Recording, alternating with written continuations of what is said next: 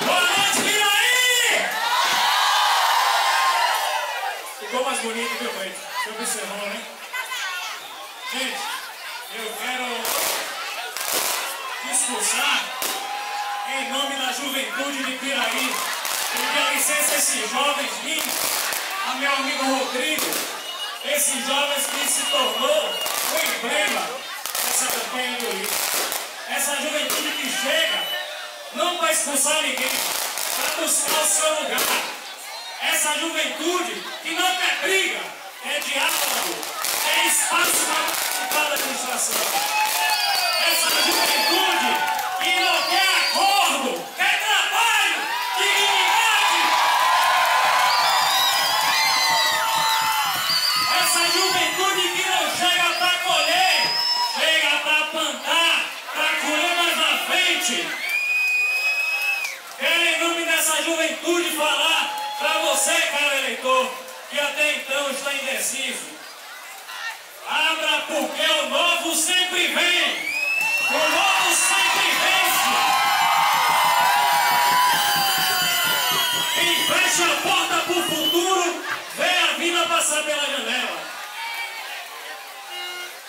Hoje pela manhã eu conversava com o Ulisses no telefone, foi Ulisses, e falávamos da chegada do fim da campanha. E ele disse, graças a Deus, essa campanha termina.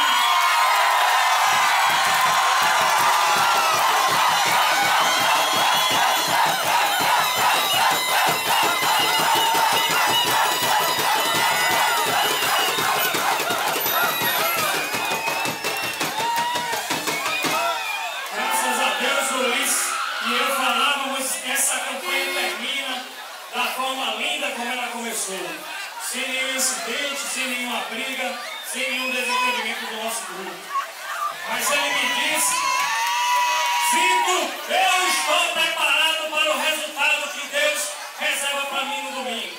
Me sinto vitorioso por qualquer que seja o resultado.